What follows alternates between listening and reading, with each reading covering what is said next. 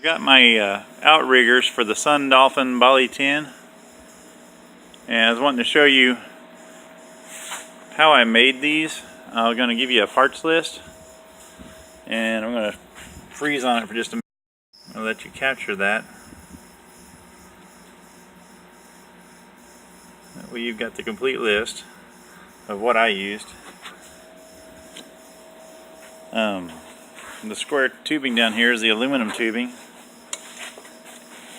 and I cut a piece of that. I think it's about 4.5 inches long. I use these anchor bolts, hollow wall anchor bolts, for mounting things into sheetrock. So as you tighten it down, it spreads out this piece here and will help retain it against the plastic. So that gave me a good solid base, so I could mount the larger square tubing here, this 1.25 inch steel, zinc plated. To secure that to this piece, I welded a plate of steel on the bottom.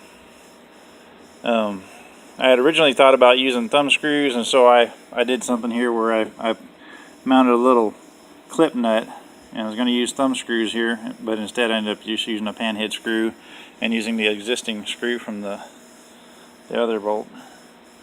So that mounts the 36 inch pole, and with all the holes you have a lot of adjustability to whatever width you need to make that work. Now if I pull this pin out, I can show you the information about how I made this portion of it.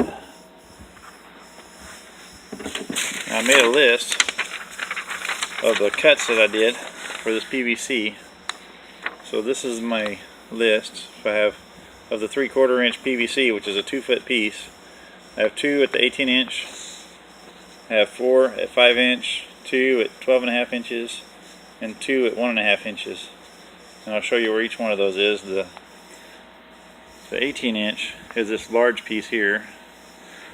The 5 inch piece is what's coming up and down here, going down to the float. Okay.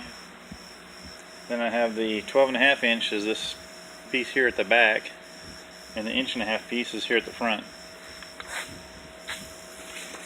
So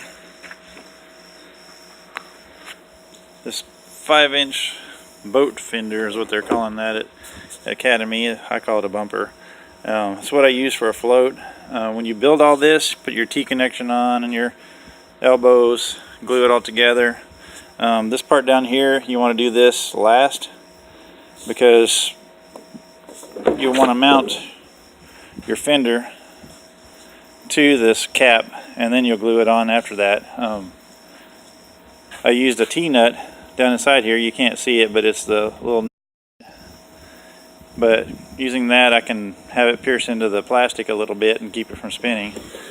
Then I used a fender washer here with this bolt, and inside there I have a nylon spacer to help keep things centered. So this goes on the bolt, and then the washer first, then this piece, and then screw the bolt into that T-nut on the other side and tighten it down. So that keeps the fender on. And one other thing to show you real quick, when you mount this on here, I made it shorter in the front so that I'd have clearance so the paddle wouldn't be hitting it.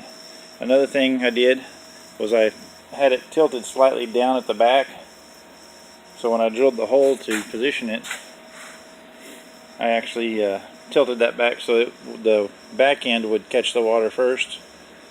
Otherwise the front end wants to drag into the water, and it causes some issues with turning and pulling to one side or the other.